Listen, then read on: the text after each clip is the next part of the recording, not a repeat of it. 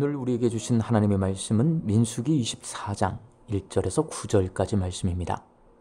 발람이 자기가 이스라엘을 축복하는 것을 여호와께서 선히 여기심을 보고 전과 같이 점수를 쓰지 아니하고 그의 낯을 광야로 향하여 눈을 들어 이스라엘이 그 지파대로 천막 친 것을 보는데 그때에 하나님의 영이 그 위에 임하신지라. 그가 예언을 전하여 말하되 부올의 아들 발람이 말하며 눈을 감았던 자가 말하며 하나님의 말씀을 듣는 자, 전능자의 환상을 보는 자, 엎드려서 눈을 뜬 자가 말하기를 야곱이여 내 장막들이, 이스라엘이여 내 거처들이 어찌 그리 아름다운고, 그 벌어짐이 골짜기 같고 강가의 동산 같으며 여호와께서 심으신 침향목들 같고 물가의 백향목들 같도다. 그 물통에서는 물이 넘치겠고 그 씨는 많은 물가에 있으리로다. 그의 왕이 아각보다 높으니 그의 나라가 흥왕하리로다. 하나님이 그를 애굽에서 인도하여 내셨으니 그 힘이 들소와 같도다. 그의 적국을 삼키고 그들의 뼈를 꺾으며 화살로 쏘아 꿰뚫으리로다. 꿇어앉고 누움이 숫사자와 같고 암사자와도 같으니 일으킬 자 누구이랴. 너를 축복하는 자마다 복을 받을 것이요 너를 저주하는 자마다 저주를 받을지로다. 아멘. 오늘 본문 말씀에는 무당 발람이 이스라엘을 축복하는 내용이 기록되어 있습니다. 모압 왕 발락의 부탁을 받고 세 차례나 이스라엘을 저주하려고 했지만 그때마다 하나님께서 그의 입을 막고 이스라엘을 축복하게 하셨습니다. 그러면서 이스라엘을 바라보는 발람의 시각이 바뀌게 됩니다. 본문 1절 말씀입니다. 발람이 자기가 이스라엘을 축복하는 것을 여호와께서 선히 여기심을 보고 전과 같이 점수를 쓰지 아니하고 그의 낯을 광야로 향하여. 발람은 무당이기 때문에 제사나 기도할 때 점술이나 복술과 같은 주술적인 행위를 하는데 세 차례 하나님을 만난 후에는 그런 주술적인 방법을 사용하지 않게 되었습니다. 발람은 무당이기 때문에 복채를 받고 점괘를 봐주고 복을 빌어주고 저주하면서 살았습니다. 그래서 가장 중요한 것은 돈입니다. 누군가가 복채를 내고 필요를 요구하면 주술적인 방법으로 그 요구사항을 들어줬기 때문에 돈을 얼마나 많이 받을 수 있는가가 중요했습니다. 모압 왕 발락이 이스라엘을 저주하기 위해 발람을 찾아왔을 때 상당한 복채를 주었을 것입니다. 돈을 많이 받았으니 반드시 저주를 해야 하는데 저주가 아니라 축복이 나와서 복채를 돌려주게 생겼습니다. 그래서 마음이 조급해지고 이스라엘이 더 미워지고 어떻게든 저주를 하고 싶습니다. 그러나 3번씩이나 저주하는 데 실패하고 거꾸로 복을 빌게 되었습니다.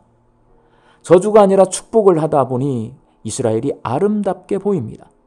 발람은 원래 이스라엘의 허물과 반역 행위를 들춰내서 하나님께 저주를 받도록 제단을 쌓고 제사를 드렸지만 3번씩이나 하나님께서 축복하게 하시니 그가 이스라엘을 보는 시각이 바뀝니다. 허물 많고 반역을 일삼는 이스라엘이 보이지 않고 하나님께서 복 주시는 아름다운 이스라엘이 보입니다. 오늘 본문 말씀에서 발람은 이스라엘의 3가지 아름다운 모습을 노래하고 있습니다. 발람이 아름답다고 노래한 이스라엘의 3가지 그 아름다움은 과연 무엇일까요? 첫 번째 아름다움은 장막입니다. 오늘 본문 5절 말씀입니다. 야곱이여 내 장막들이, 이스라엘이여 내 거처들이 어찌 그리 아름다운고. 장막은 광야에서 이스라엘 백성이 살았던 텐트입니다. 텐트가 아름다워 보일 수 없습니다.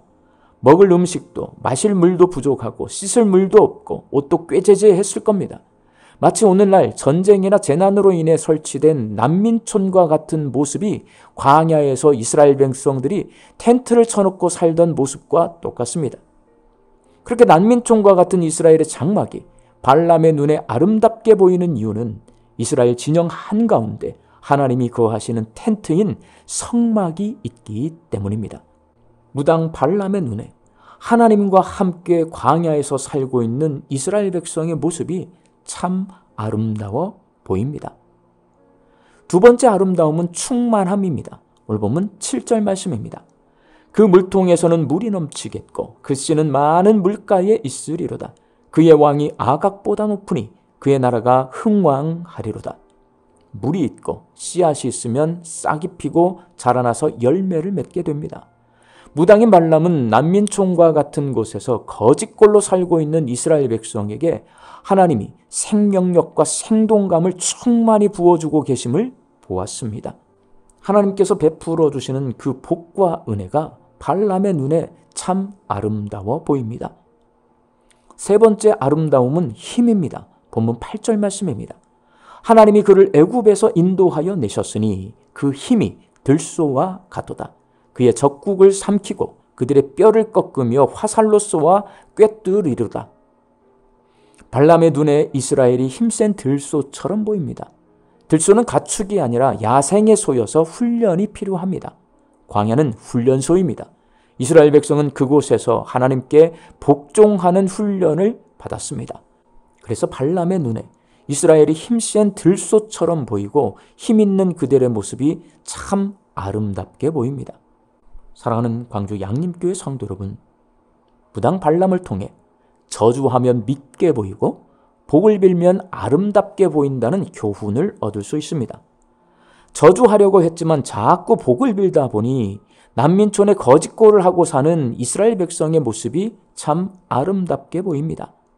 복채를 받으려면 허물과 반역행위를 찾아내고 들춰내야 하는데 복을 빌어주다 보니 허물과 반역행위는 보이지 않고 생명력 넘치고 생동감이 있고 들소처럼 힘있어 보이는 이스라엘의 아름다운 모습이 보입니다.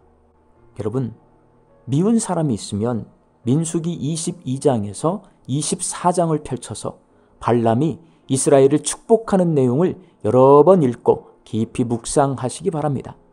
그리고 발람이 이스라엘을 축복하듯 미운 사람을 위해 하나님의 이름으로 복을 빌어주시기 바랍니다. 그렇게 미운 사람을 위해 하나님의 이름으로 복을 빌어주다 보면 그 사람이 아름답게 보입니다. 이것이 민수기에 기록되어 있는 무당 발람 이야기를 통해 얻을 수 있는 교훈입니다. 자꾸 복을 빌어주어서 미워하던 사람이 아름답게 보이면 그렇게 미워하던 관계에서 사랑하는 관계로 발전할 수 있습니다. 우리 광주 양림교회 성도들이 미운 사람을 위해 복을 빌어주고 아름답게 바라보며 서로 사랑하는 하나님 나라 자녀로 살아가시기를 주님의 이름으로 축원합니다. 함께 기도하겠습니다. 이방신을 섬기는 발람도 이스라엘을 축복할 때에 이스라엘이 미워 보이지 않고 아름답게 보였습니다. 말씀드리기 부끄럽지만 하나님의 자녀인 저희들이 미워하는 사람들이 있습니다. 미워하는 사람들을 위해 복을 빌어주고 그들을 아름답게 바라볼 수 있게 하여 주옵소서. 그래서 미워하던 관계가 사랑하는 관계로 발전할 수 있게 하여 주시옵시고 우리 양림교회가 서로 사랑하는 하나님 나라 공동체로 든든히 서가게 하여 주옵소서. 말씀 듣고 세상을 향해 나아갑니다. 내일은 거룩한 주일입니다. 하나님, 이 하루 경건하게 살면서 예배를 준비하게 하여 주옵소서. 준비된 예배를 하나님 앞에 올려드릴 때에 우리의 예배를 기뻐 받으시는 하나님을 만나게 하여 주시어서 우리의 인생이, 우리의 신앙이 다시 한번 회복되어서 이 땅 가운데서 믿음 가지고 살아갈 수 있도록 주여 도와 주옵소서. 사랑하는 내 가족과 자녀들 모두가 한 분 하나님만을 찬송하고 예배하는 예배자가 되게 하여 주시옵소서. 육신이 연약하여 선악길을 간구하는 환우들이 있습니다. 예수 그리스도의 능력으로 치유함을 얻게 하여 주시옵시고 오랜 시간 침상에 누워 계시는 장기 환우들과 어르신들이 천국 소망 붙들고 오늘 이 하루를 살게 하여 주옵시며 애쓰고 힘써서 돌보는 가족들 위해 새 힘을 더하여 주옵소서. 예수님의 이름으로 기도하옵나이다. 아멘.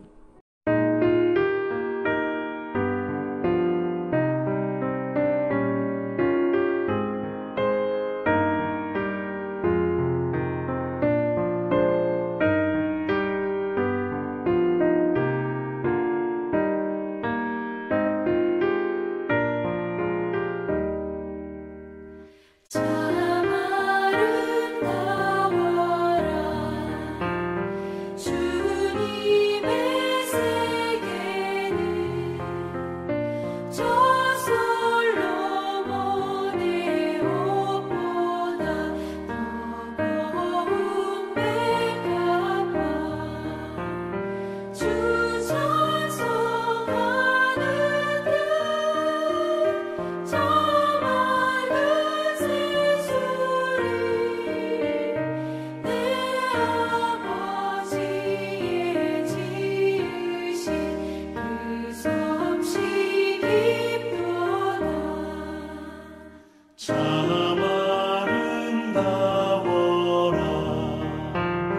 주